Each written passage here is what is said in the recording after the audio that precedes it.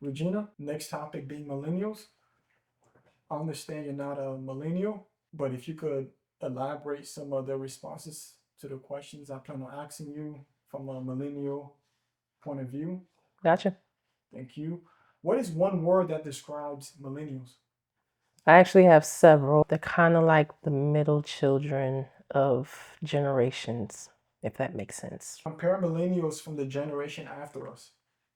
I think millennials have a lot more leeway and questions than Gen Z does. Just thinking about how, for my generation, we have questions, but we also have answers because we grew up with the age of internet most of our lives and we know how to use it and we know how to use our resources. Whereas for a lot of millennials, that might not be the case. Compare millennials from the generation before us. I think this kind of relates to me calling them or thinking of them as the middle children of generation because they are the ones who are trying to figure it out because they're the ones who are next in line in terms of being leaders and um, being the ones who are bosses and the ones who are head up in authority. So they're trying to take things that they've learned from generations before, while also being sensitive to the generations that just came and trying to merge that. So hence all the questions that they have. Millennials who were outside, who were active before the technological boom. What are some other factors that made millennials special? I think they have a unique desire for authenticity just because they saw the world before what we have now and they see it now. And it's kind of like a desire to go back to how things were, to have some sense of realness in terms of their community, their money, how they move throughout the world, and even social media. Being social was very different for a lot of people who grew up in the 90s, were born in the 80s, compared to now. So do you feel like millennials are not as social? No, I think they were social in a different way. There was a time when they could be in community and be social and not have billions of eyes on them because a camera is recording them, but they also know how to move in the actual social media world. So I think they got to see both and adjust to both. Millennials are the most educated yet the least financially stable and worst paid generation in history. What factors would you say has led to this? Mm, the main thing I think of is teachings from older generations about money and careers and jobs. I saw this video the other day where this teacher, she's a black woman who had been in the education system. I forgot what state it was, but she was in the education system for X amount of years. And she was complaining about the pay and how she wasn't getting support from the education board that she was a part of and all of this. And she said, you know how we millennials do when it comes to a job and we're not getting treated right or paid right, we're going to leave. And I think that's one of the main things that millennials have responded to is basically toxic teachings about the workplace and having to stick around if you're not getting paid well. And they're responding and say they're not standing up for that. Do you feel like baby boomers have doomed millennials? You know, doomed is a strong word. Kind of like I said before, I think there are certain things that baby boomers taught millennials um, that they are trying to do away with. And there are other things that they're trying to keep, of course. Um, um, but as far as how you should spend your money, how you should spend your time, um, that is definitely questionable coming coming from baby boomers. There are many ways to be successful, but why were millennials more than any other groups forced by the previous generations to believe that we needed to be college educated to be successful and have a better future? So basically, why was college forced down the throats of millennials as the only way to be successful? Honestly, I don't even think we have enough time to answer that question because there's so much that goes into it than just forcing something on somebody. When you think of college education, that was something that opened a lot of doors for people, especially people of color. So if you were educated and you could read, that meant you could read, you had access to certain resources, you could get your foot into certain doors and have certain jobs, opportunities that led you to take care of your family in the way that you wanted. To older generations, stuff like things like a college education is very important because it helped you to continue living. I think the unfortunate thing was, yes, at that time, college was important so that people could move up. However, that wasn't everybody's cup of tea. And some people just still went along with it, even though they hated it or it just wasn't good for their overall being. But they still did it because it paid, eventually got them to where they are now.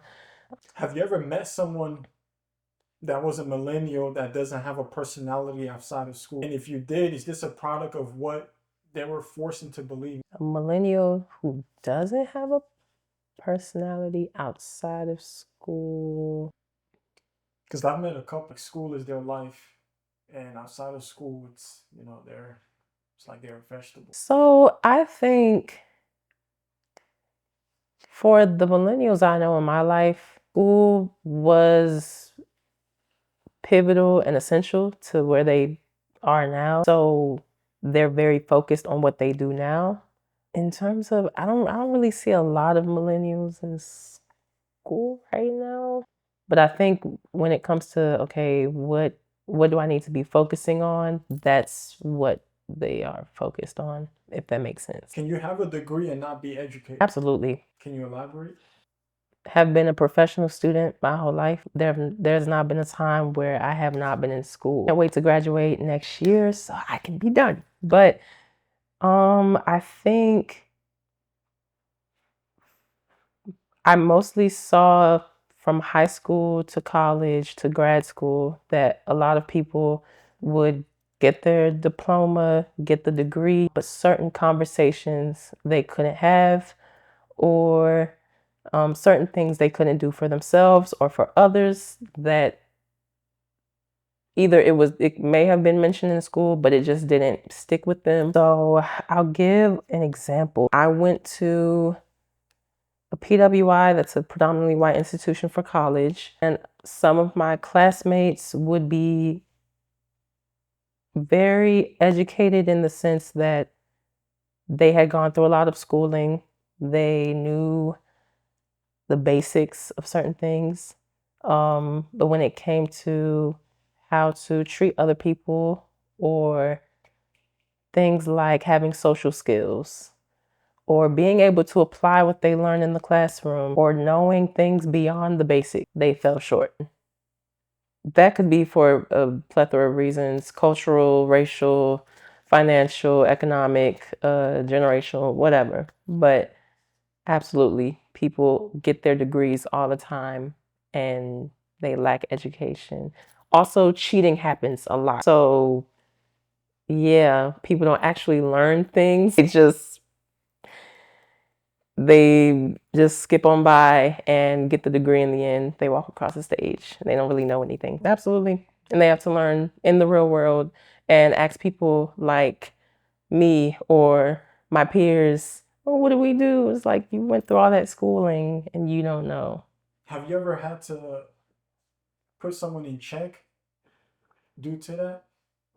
Like them constantly asking you stuff you feel like they should have already known. Wow. Being an undergrad or even grad. Yes, but there's nuance to that, because I do recognize that when it comes to certain cultures and identity, how they present in the classroom can be very different from how they are at home. So yeah, we would have to come back to that question. Let me think on that. Did millennials run so that Gen Z could walk? In any specific way, or like overall? Overall. Overall, Like, did we do the hard work so that you guys could have a nice walk in the park? no. I will say I'm not going to discount anyone's work at all. I think every generation has worked for the next generation coming up. Gen X has definitely worked for millennials. Millennials has done some work for Gen Z, and Gen Z has done work for Gen A, which is now here. But I think in terms of we wouldn't fully be here without millennials, I don't know if I would say that. Give an example of like how that question was formed. What would be an example? I'll come my voice up. Like for example, one thing I've noticed because I'm 1995, my siblings are 2000 and up. It's like it's to the point where I see it directly and indirectly in my life every day. So you've done certain things for them. Yeah, like and then it doesn't help that I'm the oldest. So me being the oldest and being a millennial, like I set the wave for them to just get away with a lot of stuff. But then when things backfire on them, it comes back on me. Yeah. And there's so many scenarios I can even it's yeah. This question, I'm not gonna lie, I even gotta get back to myself. Yeah. I gotta think about it, through. So I mean, I see where you're coming from with that, but it sounds like you're conflating generational experience with familial experience. I mean, naturally that happens for a lot of people being the oldest sibling. You're going to set the pace for your younger sibling. Probably Yeah. contradicting both. Are millennials becoming misunderstood and misinterpreted in this fast-paced technological world that's slowly forgetting about us? Did you say that one more time? Are millennials becoming misunderstood and misinterpreted in a fast-paced technological world that's slowly forgetting about us? I think sometimes for Gen Zers, millennials can be misunderstood.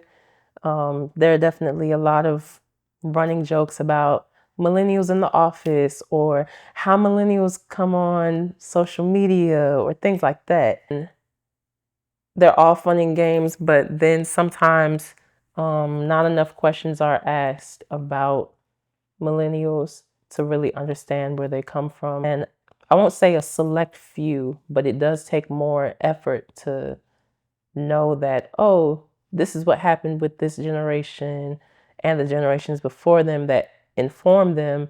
So that's why they show up in this way. And they're also having to walk side by side with Gen Z and Gen A, raising kids and becoming leaders and things. So yeah, I don't know if y'all have been forgotten. I think y'all still remember it about my schedule and like what times I would be available to come into work and all that. And I was like, oh, what if I just need to take, a few hours off or come in late? He's like, oh, just text me. And I instantly thought of, wow, this seems like such a millennial thing to have that kind of like easy. It is what it is. Like, just let me know as long as you get the work done. That's the kind of vibe it was on. And then it wasn't just me because I immediately went to TikTok to search up millennial boss vibes or millennial boss something. And it was just like hashtag millennial boss. And lo and behold, I saw videos that were just like how my boss presented himself. So this is just how y'all are. And we love you for it. What do you want the world to remember about millennials? Me personally, I feel like we just want to be free. A lot of us don't want to be a slave to a lot of the companies out there. So I think that's probably why your millennial boss was just like, do you, but as long as the job gets done, I'm fine with that. So yeah. I don't even know if that answered my own question that I asked. Go ahead, repeat the question. What do you want the world to remember about millennials? It's okay for them to ask questions and to take things slow instead of just jumping head first without knowing what to do and then having to course correct in the end and do damage control. And they're not lazy. They just tired of undertreatment, mistreatment, underpay, and just hostile environments everywhere they go. So they're trying to navigate that. And we should be gracious. Thank you, Regenia, for this topic. Mm-hmm. Yeah, that was a great one.